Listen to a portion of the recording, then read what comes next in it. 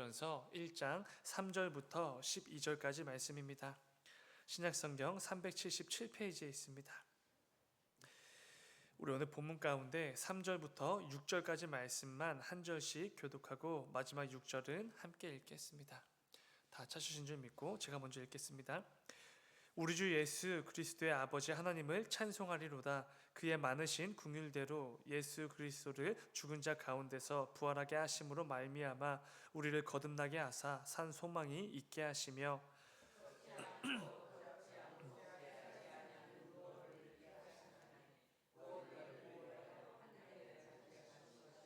너희는 말세에 나타내기로 예비하신 구원을 얻기 위하여 믿음으로 말미암아 하나님의 능력으로 보호하심을 받았느니라.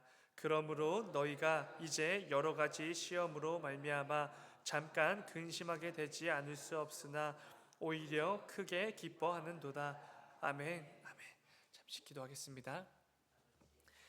사랑하는 주님, 아버지, 오늘도 이 새벽을 깨워 또 하루를 시작하게 하시니 주여 진정으로 감사를 드립니다.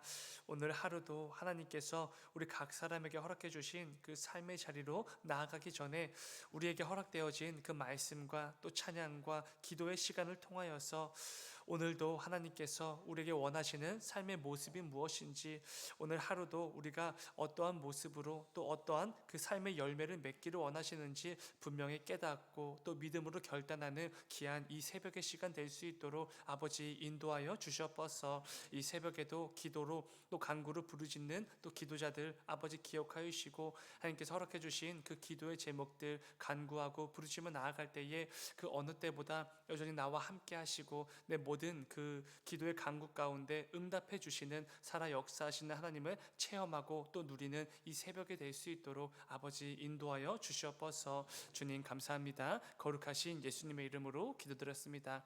아멘. 우리 함께 읽은 말씀을 가지고 찬양이 끊이지 않는 삶, 이런 제목으로 말씀을 나누도록 하겠습니다. 오늘 본문은 베드로가 1절과 2절에서 인사를 모두 마친 후 본격적으로 핍박 가운데 있는 성도들에게 위로와 격려의 메시지를 전하고 있는 그 부분을 기록하고 있습니다. 그런데 그 첫 번째 메시지는 이것이었습니다. 3절 앞부분을 보시면은 우리 주 예수 그리스도의 아버지 하나님을 찬송하리로다, 이렇게 시작이 됩니다. 하루하루 거센 핍박을 겨우 견뎌내고 있는 그 성도들을 향해 하나님을 찬송하리로다 라는 이 겉면의 말씀과 어떤 찬양의 선포로 오늘 말씀이 시작이 되는 것입니다. 그런데 이어지는 6절에서는 베드로는 또 이렇게 말하고 있습니다. 6절, 그러므로 너희가 이제 여러 가지 시험으로 말미암아 잠깐 근심하게 되지 않을 수 없으나 오히려 크게 기뻐하는도다. 오히려 크게 기뻐한다, 이렇게 성도들에게 권하고 있는 것입니다. 그런데 여러분, 베드로의 지금 이 선포가 성도들이 처한 상황과 어울리는 말입니까? 전혀 그렇지가 않습니다. 지금 이렇게 찬송과 기쁨에 대해서 외칠 만큼, 고백할 만큼 성도들의 상황이 좋지가 않습니다. 예수를 믿는다는 그 이유 하나 때문에 온갖 핍박에 시달리고 있지요. 매를 맞고 온갖 부당한 대우를 당하고 심한 경우 죽임까지 당하는 그런 상황이 지금 성도들이 처한 상황이었습니다.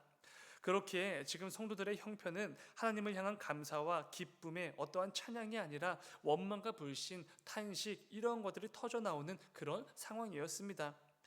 혹시 베드로가 지금 성도들의 형편을 전혀 몰라서 이런 권면을 하고 있는 것입니까? 아니면 성도들의 고통과 아픔에 대해 관심조차 없기에 지금 이런 말도 안 되는 편지를 쓰고 있는 것입니까? 당연히 그렇지가 않지요. 지난 새벽 나눈 것처럼 지금 우리가 함께 나누고 있는 베드로의 이 편지는 베드로가 자신의 감정과 생각을 가지고 기록하고 있는 편지가 아닙니다.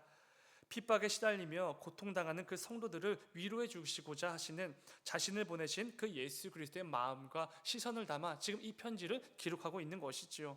그렇기에 베드로가 지금 성도들의 형편과 전혀 어울리지 않는 이 편지를 쓰고 있다는 것은 분명한 의도와 그 이유가 있다는 것입니다.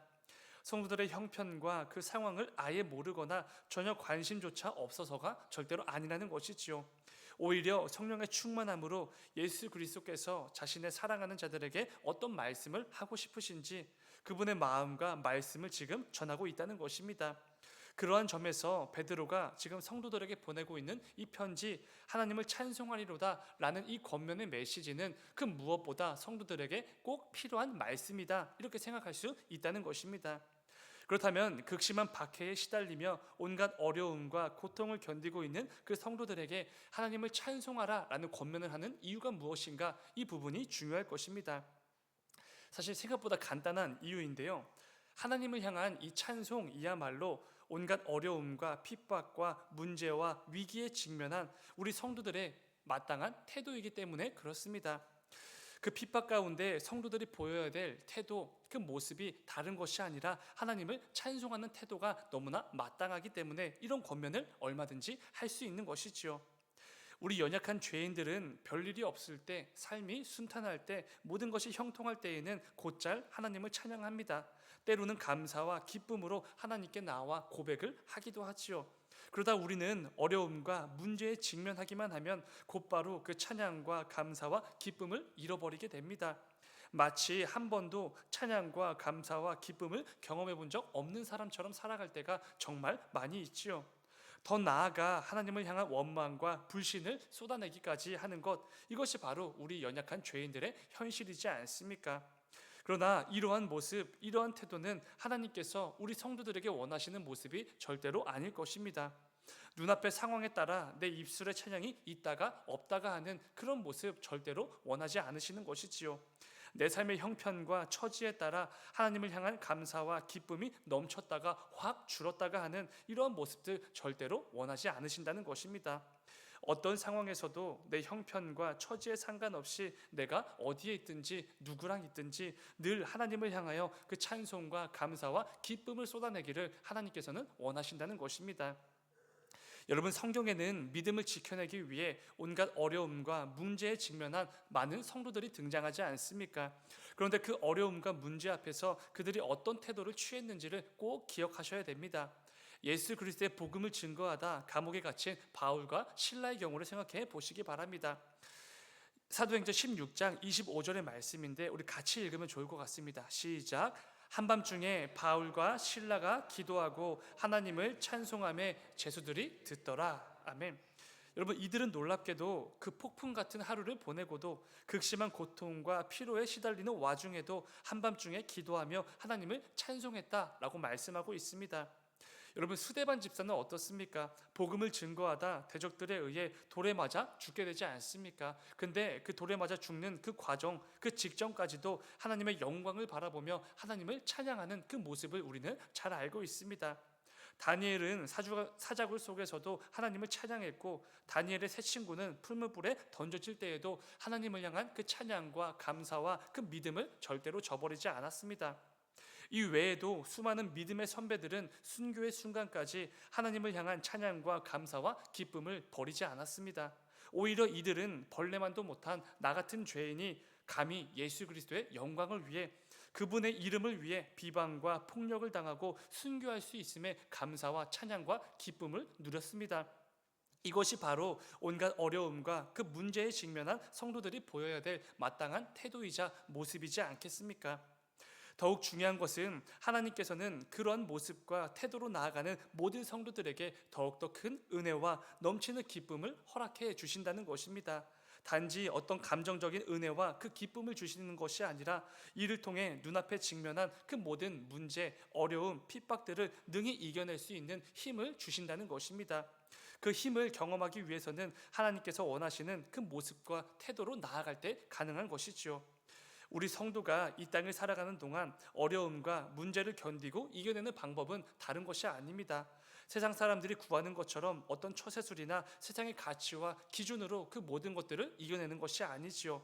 늘 변함없이 하나님을 향한 찬송과 감사와 기쁨으로 나아갈 때 그 가운데 주님께서 내게 주시는 그 능력과 담대함을 힘입어 그 모든 것들을 이겨내는 것이지 않습니까? 그런데 여러분, 그렇다면 우리에게는 이 부분이 너무나 중요할 것입니다. 어떤 상황에서도, 심지어 핍박 속에서도 하나님을 찬양하는 것이 중요하다는 것은 알겠는데, 그렇다면 우리가 그 모든 상황에서 찬양할 수 있는 근거가 무엇이냐는 것입니다. 혹시 베드로는 아무런 근거도 없이, 아무런 이유도 없이 무턱대고 찬양하라 이렇게 권면하고 있는 것은 아닙니까? 절대로 그렇지가 않지요. 3절 말씀을 다시 한번 읽어보면 이렇습니다. 3절, 우리 주 예수 그리스도의 아버지 하나님을 찬송하리로다. 그의 많으신 긍휼대로 예수 그리스도를 죽은 자 가운데서 부활하게 하심으로 말미암아 우리를 거듭나게 하사 산 소망이 있게 하시며. 아멘. 중요한 것은 여러분, 우리가 모든 상황에서도 하나님을 향하여 찬양할 수 있는 너무나 명확하고 분명한 이유가 있다는 것입니다. 무엇이지요? 예수 그리스도의 십자가의 죽으심과 그분의 부활하심으로 말미암은 거듭남, 구원 때문이라는 것입니다. 우리는 어둠 그 자체였지만 우리 모두를 빛의 자녀로 거듭나게 해주신 예수 그리스도의 그 십자가의 사랑과 은혜로 인해 우리는 어떤 상황에서도 담대하게 찬양할 수 있다라는 것입니다. 나 같은 죄인을 위해 하나님이신 성자 예수님께서 십자가에 달려 죽지 않으셨습니까? 그의 사랑으로, 그의 죽으심과 그의 부활하심으로 우리는 거듭난 구원을 받게 되었습니다. 영원한 죽음에서 단 한 번의 영원한 생명으로 옮겨지게 된 것입니다. 우리는 이것을 복음 이렇게 부르기도 하지요. 그렇기에 그 구원의 감격과 기쁨과 감사로 인해 우리는 그 어떤 상황에서도, 심지어 어려움과 고난과 문제에 직면한 상황이라고 해도 하나님을 향한 그 찬양을 멈추지 않을 수 있게 된다는 것입니다. 하박국 선지자의 고백을 한번 기억해 보시기 바랍니다. 하박국 3장 17절과 18절의 말씀 우리 함께 읽겠습니다. 시작. 비록 무화과 나무가 무성하지 못하며 포도나무에 열매가 없으며 감람나무에 소출이 없으며 밭에 먹을 것이 없으며 우리의 양이 없으며 외양간에 소가 없을지라도 나는 여호와로 말미암아 즐거워하며 나의 구원의 하나님으로 말미암아 기뻐하리로다. 아멘. 여러분, 이 고백이 단지 문자적으로만 너무 유명한 성구로만 알고 있는 그런 것이 아니라 우리의 삶에 녹아들어 하나님을 향한 내 삶의 실제적인 고백이 되기를 간절히 소망합니다.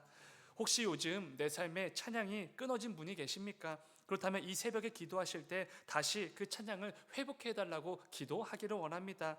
무엇보다 나를 구원하신 그 예수 그리스도의 십자가의 사랑과 은혜를 향한 그 넘치는 감격과 기쁨과 감사를 회복하게 해달라고 꼭 기도하시길 바랍니다. 그럴 때 내 삶에 무화과 나무가 무성하지 못해도, 또 포도나무 열매가 없다고 해도, 양과 외양간 소가 없다고 하여도 하나님을 향한 그 찬양을 절대로 잃어버리지 않을 수 있게 되는 것입니다.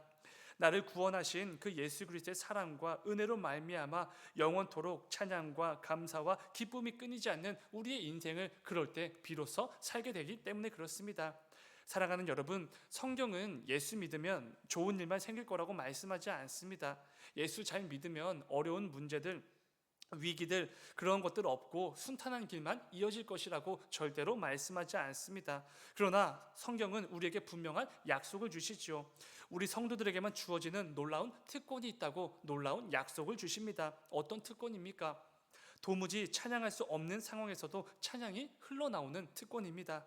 절대로 감사할 수 없고 기뻐할 수 없는 상황에서도 감사와 기쁨이 흘러넘치는 그 특권이 우리 성도들에게만 주어져 있다고 성경은 늘 말씀해 주시지요.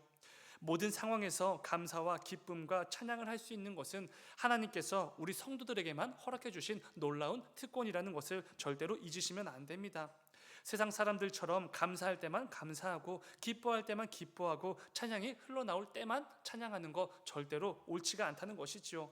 우리 성도는 어떤 상황에서도, 어떤 형편과 처지에서도 늘 하나님을 향한 그 감사와 기쁨과 찬양을 쏟아낼 수 있는 특권이 있다는 것입니다.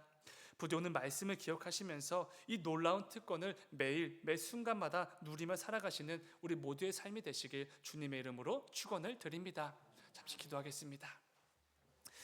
사랑의 주님, 아버지, 이 땅을 살아가다 보면 우리의 찬양을 빼앗을 만한 아버지 그 상황과 그 형편과 처지들이 얼마나 많은지 모릅니다. 그런데 아버지, 그 모든 순간순간마다 아버지 절대로 이 찬양만큼은 놓치지 않는 우리 모두가 될 수 있도록 아버지 인도하여 주시옵소서.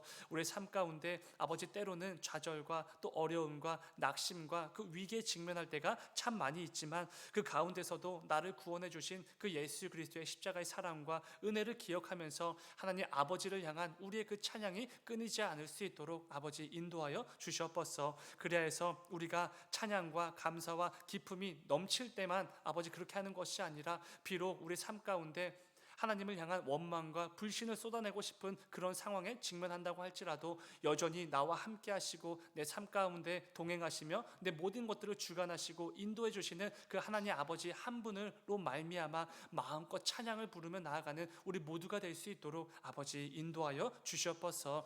주님 감사합니다. 거룩하신 예수님의 이름으로 기도드렸습니다. 아멘. 아멘. 너희